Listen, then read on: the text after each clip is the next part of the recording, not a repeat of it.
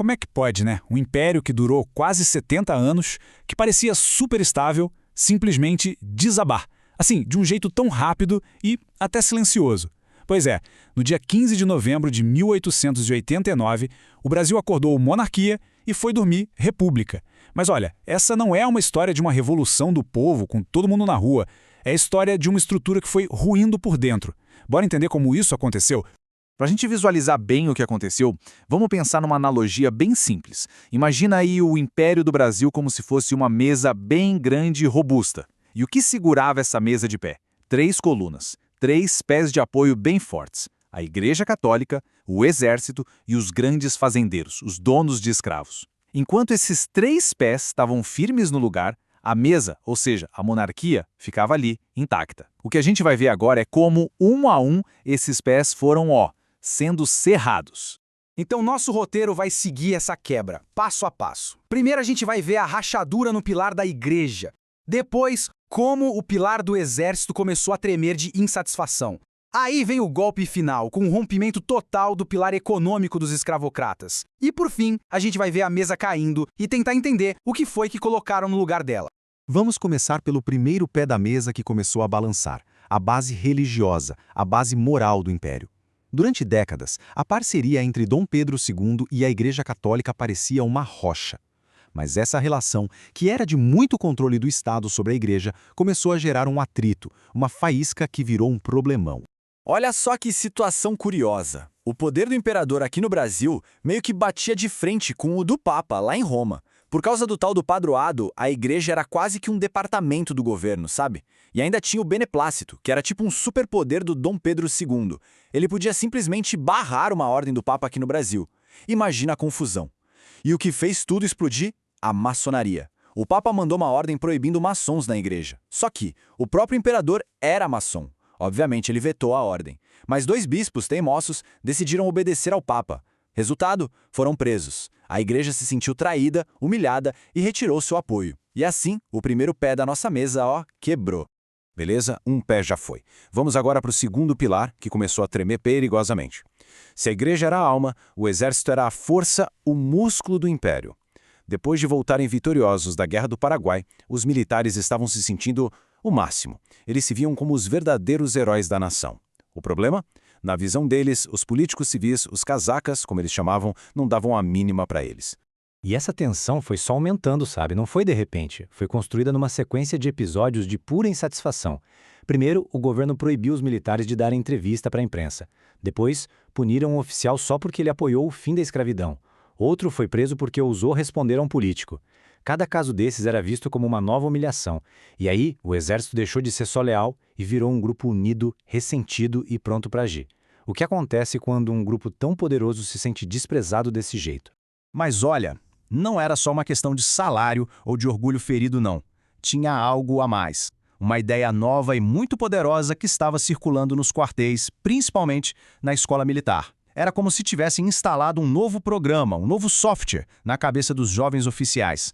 Um jeito completamente novo de ver o Brasil. E esse software se chamava positivismo. Falando de um jeito bem simples, era a ideia de que a sociedade tinha que ser organizada pela ciência, pela razão. Para essa galera, a monarquia, baseada em tradição, em herança de família, era algo ultrapassado. O Brasil, segundo eles, precisava de um governo técnico, científico, que garantisse a ordem para que o progresso pudesse vir. E quem seria o melhor grupo para impor essa ordem? Claro, o exército. Essa ideia deu aos militares uma missão quase sagrada: trocar a monarquia por uma república baseada na ciência. Ok, vamos recapitular. Pilar da igreja, quebrado. Pilar do exército, todo rachado, prestes a ceder. Só faltava um pé para segurar a mesa do império. E era justamente o mais forte, o pilar econômico. A elite do campo, os barões do café, cuja fortuna inteira era construída em cima do trabalho escravo.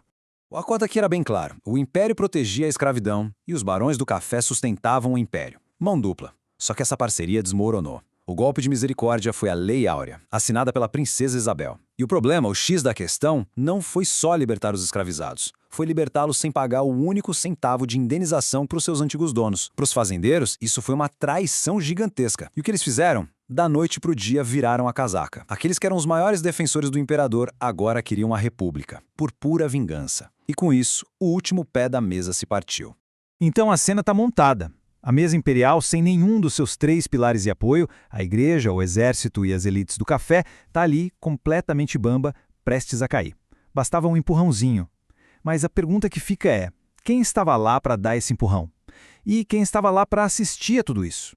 A resposta para essa pergunta é talvez a parte mais impressionante dessa história, e quem melhor descreveu foi o jornalista Aristides Lobo, que viu tudo de perto. Pensa nisso, não foi uma revolução popular. A população do Rio de Janeiro viu as tropas marchando na rua e pensou que era o quê? Um desfile, uma parada militar. Ninguém fazia a menor ideia de que o Império estava caindo naquele exato momento. Foi uma mudança feita pela elite, lá em cima, sem que o povo sequer entendesse o que estava acontecendo.